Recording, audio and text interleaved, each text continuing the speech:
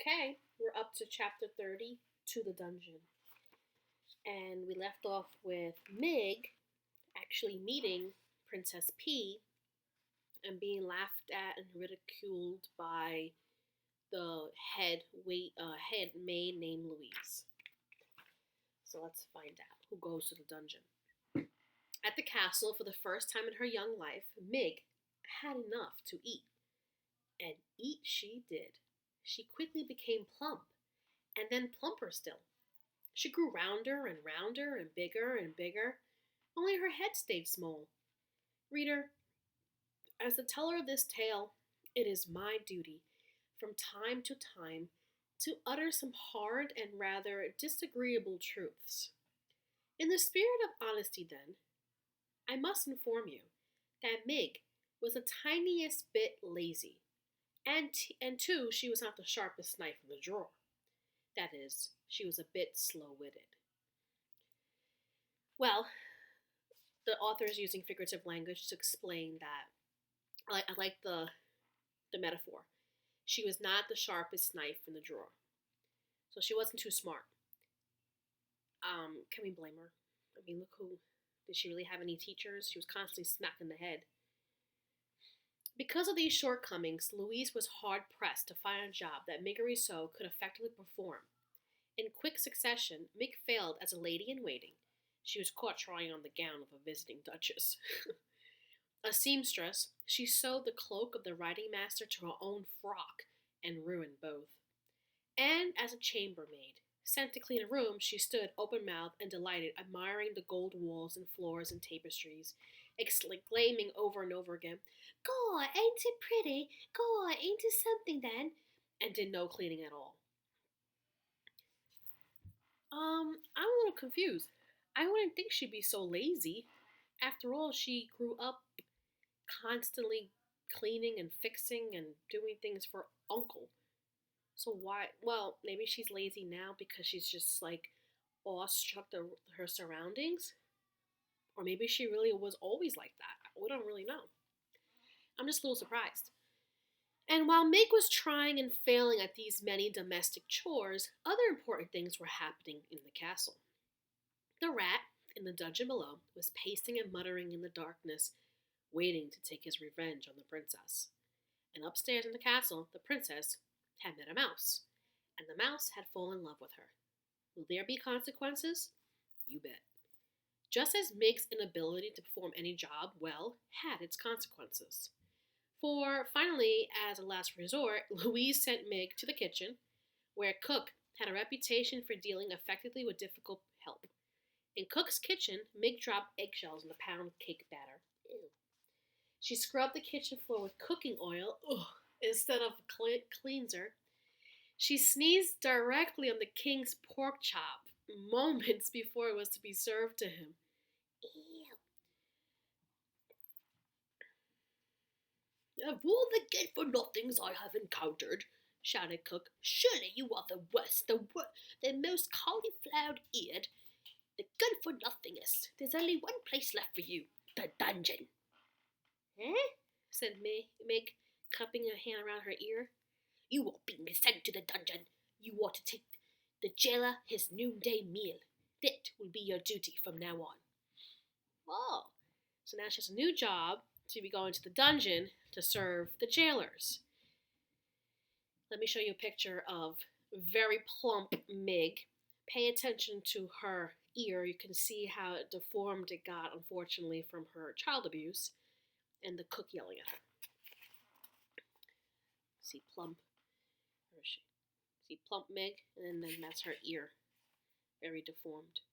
Poor thing.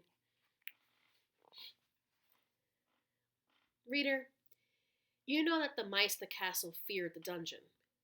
Must I tell you that the humans feared it too? Certainly it was never far from their thoughts. In the warm months, a foul odor rose out of its dark depths and permeated the whole of the castle. That means it stunk up everywhere. Ew. I wonder what it smells like. And in the still, cold nights of winter, terrible howls issued from the dark place, as if the castle itself were weeping and moaning. It's only the wind, the people of the castle assured each other. Nothing but the wind. Mm-hmm. Many a serving girl had been sent to the dungeon bearing the jailer's meal, only to return white-faced and weeping, hands trembling, teeth chattering, insisting that they would never go back. And worse, there were whispered stories of those servant girls who had been given the job of feeding the jailer, who had gone down the stairs and into the dungeon, and who had never been seen or heard from again. What goes on down there? Do you believe that this will be Mig's fate? Gore, I hope not. What kind of a story would this be without Mig? Listen, you cauliflower-eared fool, shouted Cook. This is what you do. You take the tray of food down to the dungeon, and you wait for the old man to eat the food, and then you bring the tray back up. Do you think you can manage that? I reckon so, said Mig. I take the old man the tray, and he eats what's on it, and then I bring the tray back up. Empty it would be then. I bring the empty tray back up from the deep downs. That's right, said Cook. Seems simple, don't it? But I'm sure you'll find a way to bangle it. Eh? Said Mig. Oh, nothing, said Cook. Good luck to you. You'll be needing it. She waited. No, she watched as Mig descended. He watched as Mig descended the dungeon stairs. They were the very same stairs, reader, that the mouse Despereaux had been pushed down the day before. Unlike the mouse, however, Mig had a light. On the tray with the food there was a single flickering candle to show her the way. She turned on the stairs and looked back at Cook and smiled. That cauliflower-eared good-for-nothing food, said Cook, shaking his head. What's to become of someone who goes into the dungeon smiling, I ask you? Reader, for the answer to Cook's question, you must read on. Cliffhanger galore. What's to become of someone who goes into the dungeon smiling? Well, Rascudo's probably down there. Chapter 31, A Song in the Dark. The terrible foul odor of the dungeon did not bother Mig. Perhaps that is because sometimes when Uncle was giving her a good clout to the ear, he missed his mark and delivered a clout to Mig's nose instead. Oh no. This happened often enough that it interrupted the proper workings of Mig's olfactory senses, and so it was that the overwhelming stench of despair and hopelessness and evil was not at all discernible to her as she went happily down the twisting and turning stairs. Gaw! She shouted. It's dark, ain't it? Yes, it is, Mig, she answered herself. But if I was a princess, I would be so glitterly light-like that there wouldn't be a place in the world that was dark to me. At this point, Miggery broke into a little song that went something like this. I ain't the princess bee, but someday I will be. The pea-ha-hee, someday I will be. Mig, as you can imagine, wasn't much of a singer, more of a bellower, really. But in her little song, excuse me, there was to the rightly turned ear a certain kind of music. And as Mig went singing down the stairs of the dungeon, there appeared from the shadows a rat, wrapped in a cloak of red and wearing a spoon on his head. Yes, yes, whispered the rat. A lovely song, just the song I've been waiting to hear. And Rascudo quietly fell and stepped beside Miggery. At the bottom of the stairs, Mig shouted out into the darkness. God's me! Miggery most calls me Mig. Delivering your food. Come and get it, Mr. Deep Downs. There was no response. The dungeon was quiet. But it was not quiet in a good way. It was quiet in an ominous way. It was quiet in the way of small, frightening sounds. There was a snail-like slither of water oozing down the walls, and from around a darkened corner there came the low moan of someone in pain. And then, too, there was the noise of the rats going about their business, their sharp nails hitting the stones of the dungeon, and their long tails dragging behind them through the blood and muck. Reader, if you were standing in the dungeon, you would certainly hear all these disturbing and ominous sounds. If I were standing in the dungeon, I would hear these sounds. If we were standing together in the dungeon, we would hear these sounds and would be very frightened. We would cling to each other in our fear. But what did Miggery hear? That's right, absolutely nothing. And so she was not afraid at all, not in the least. She held the tray up higher, and the candle shed its weak light on the towering pile of spoons and bowls and kettles. "Gaw," said Meg, "look at them things. I never imagined there could be so many spoons in the whole wide world."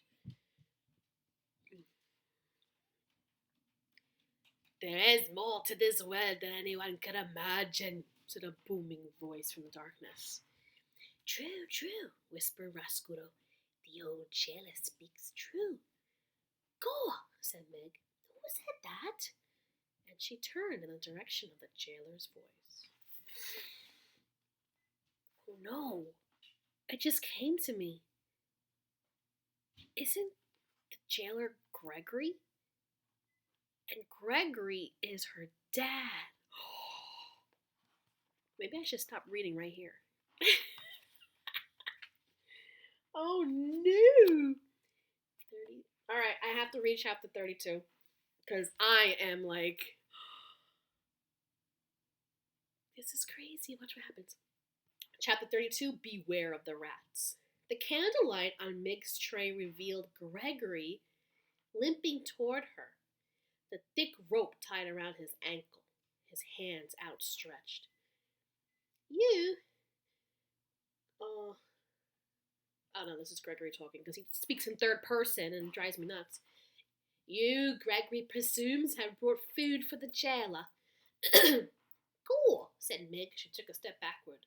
"Give it here," said Gregory, and he took the tray from Mig and sat down in the overturned kettle that had rolled free from the tower. He balanced the tray on his knees and stared at the covered plate. "Gregory assumes that today again there is no soup." "Eh?" said Mig. "Soup!" shouted Gregory. "Illegal!" shouted Mig back. "Most foolish," muttered Gregory as he lifted the cover off the plate. "Too foolish to be born in a world without soup." He picked up a drumstick and put the whole of it in his mouth and chewed and swallowed. "Here," said Mig, staring hard at him. "You forgot the bones." "Not forgotten, chewed." "Gaw," said Mig, staring at Gregory with respect. "You eat the bones? You are most ferocious." Gregory ate another piece of chicken, a wing, bones, and all, and then another. Mig watched him admiringly. "Someday," she said, moved suddenly to tell this man her deepest wish, "I will be a princess." At this pronouncement, Rascuro, who was still at Mig's side, did a small deliberate jig of joy in the light of the one candle. Its dancing shadow was large and fearsome indeed. "Gregory saves you," Gregory said to the rat's shadow. Rascuro ceased his dance. He moved to hide behind Mig's skirts. "Eh?" shouted Mig. "What's that?" "Oh, nothing," said Gregory. "So, you aim to be a princess? Well, everyone has a foolish dream. Gregory, for instance, dreams of a world where soup is legal. And that rat, Gregory is sure, has some foolish dream too." "If only you knew," whispered Rascuro. "What?" shouted Mig. Gregory said nothing more. Instead, he reached into his pocket and then held his napkin up to his face and sneezed into it once, twice, 3 times. "Bless you!" shouted Mig. "Bless you, bless you." "Back to the world of light," Gregory whispered. And then he balled the napkin up and placed it on the tray. "Gregory's done," he said, and he held the tray out to Mig. "Done? Done, are you? Then the tray goes back upstairs. Cook says it must. You might take the tray to the deep downs. You wait for the old man to eat, and then you bring the tray back. Them's my instructions." "Did they instruct you too to beware the rats?" "The what?" "The rats." What about them?" "Beware of them," shouted Gregory. "Oh, right, said Mig. "Beware the rats." Rascuro, hidden beneath Mig's skirts, rubbed his front paws together. Warn her all you like, old man," he whispered. "My hour has arrived. The time is now, and your rope must break. No nibbling this time, rather a serious chew that will break it in two. Yes, it is all coming clear. Revenge is at hand." I'm getting confused. I need to go back and reread something later. Now, is Gregory her daddy? Or is there somebody else in there? I think Gregory is. Anyway, I'm gonna look back on it and see, but it is very possible that they don't recognize each other because it's been many years. 6 years. And she's got fatter and grown, and he looks like, I don't know, poop because he's a jailer. So maybe if they really are father and daughter, they're just not recognizing each other yet. Plus, it's very dark down there. So that could be it too. All right, we'll find out tomorrow what else happens.